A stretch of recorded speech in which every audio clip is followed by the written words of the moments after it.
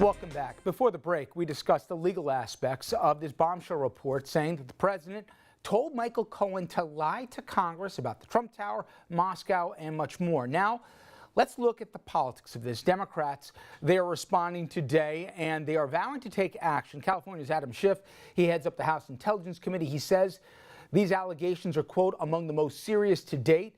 New York's Jerry Nadler, who's chairman of the Judiciary, tweeting, "We know that the president is engaged in a long pattern of obstruction. Directing a subordinate to lie to Congress is a federal crime. The House Judiciary Committee's job is to get to the bottom of it, and we will do that work." And California's Ted Lieu said, quote, "It's time for the committee to start holding hearings to establish a record of whether or not POTUS committed high crimes and misdemeanors." Well, joining us now to discuss that and more, former Democratic California Senator Barbara Boxer. Senator, thank you for the time.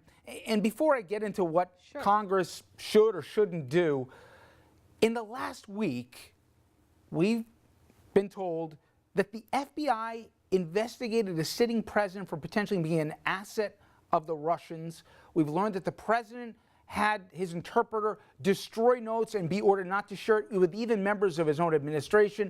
And now we get this report here that he directed, if you were to believe the Buzzfeed report, his own attorney to lie under oath to Congress. Before we get into somehow this falling into a crazy news cycle, can you put in context just how jarring this window of time we are in right now? I'll try, but the facts themselves are jarring, but I will try to put it into context. Let's start off with this last point you made about word is that the president told his own personal attorney to lie to Congress. It is a crime. It is a federal crime to lie to Congress. I served there for many years. Even if you don't take the oath to tell the truth, which many witnesses do, I hereby promise to tell the truth, the whole truth, and nothing but the truth. Even if you don't take the oath, because usually we don't ask people to take the oath, and you lie, it is a crime. Now, taking it a step further, if the President of the United States told someone to lie on his behalf to protect him, that is, to me, a high crime. That's to me. Another way of saying it's impeachable.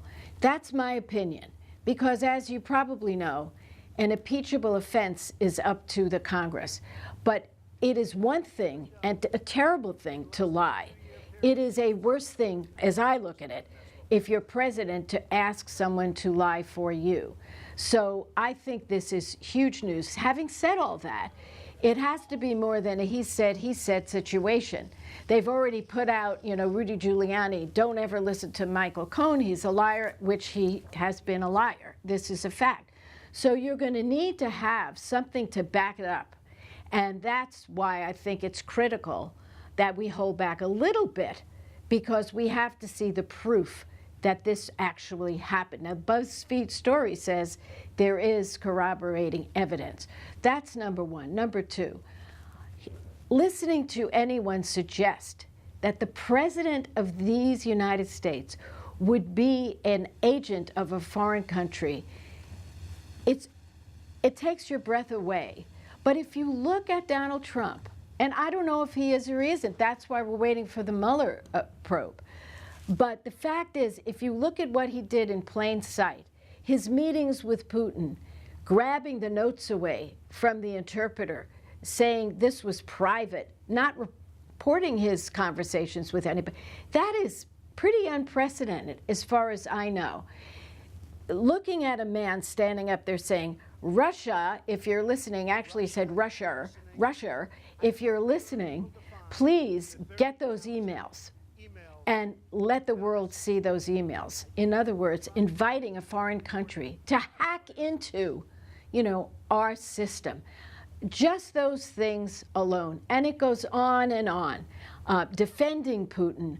Also the policy of going soft on Russia in terms of Ukraine. All of these things. This latest thing, lifting sanctions on an oligarch. It is very disconcerting, and it's been chaos since this man took the oath of office, to be honest. I read a fraction of some of the reaction from Democrats on the Hill Some took a measured approach. Others already talking about impeachment. Yeah. We don't know when we're going to get the Mueller report. We know that Cohen's going to testify in about 3 weeks on Capitol Hill. But there is a job of the legislative branch. But conversely, you don't want them to get ahead of their skis here. What advice would you have for the party? Do you wait for Mueller to have a report before you do these full hearings? Or do you act independent of them and risk the chance of being accused of being partisan? Okay. It is not partisan to have oversight hearings. As a matter of fact, that is our constitutional responsibility as a Congress. And what happened in these last 2 years is the toadies of the president, excuse me for being so crude about it, refused to even look at anything. They didn't hold hearings on anything having to do with this. So the bottom line is this Congress has a pent-up need to do hearings. Having said that, and they should look at everything, they have to talk to Mueller's office and say, if we go into this particular arena, are we jeopardizing the investigation? Are we jeopardizing your report? So there's no conflict here. I've been involved many times because I was on the ethics committee. I was the chairman once. I was the vice chairman several times.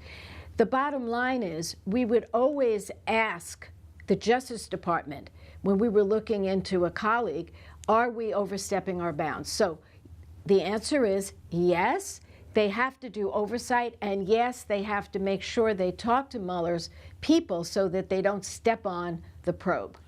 You know, to a lot of our audience, they'll see senators like Lindsey Graham or Mitch McConnell or other Republicans, and they're a soundbite during a confirmation hearing or whatever else. But you served with these folks, and do you have a sense, when it gets down to it, if this ends the way most people believe, where there's going to have to be a vote of conscience on Capitol Hill, that people will put country before party?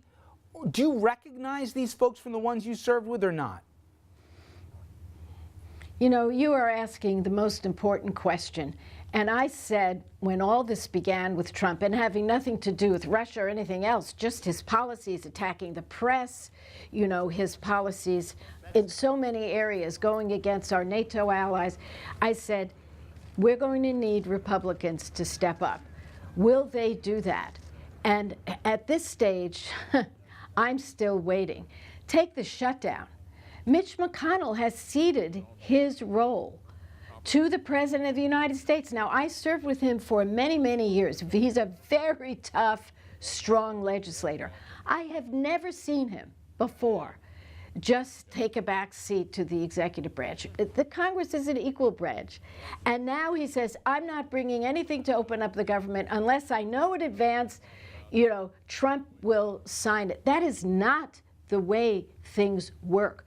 So it's very discouraging. Let me predict this. At some point, when the Republican Party gets so small that people are leaving it in droves, at some point, when the president's approval ratings go lower than 36, 35, maybe the Republicans will step up to the plate. I do know them. I do know that some of them have already stepped up. A couple of them are out of the Senate because they stepped up. I always have hope in my heart, but right now, just looking at the government shutdown, I am perplexed at the quiet I hear from most Republicans. And they couldn't even get enough votes to stop lifting the sanctions on a Russian oligarch. So it worries me, but they did get 11 Republicans. So you have asked the most important question, and we just have to see how it all shakes out. At this point, I'm hopeful, but I can't predict.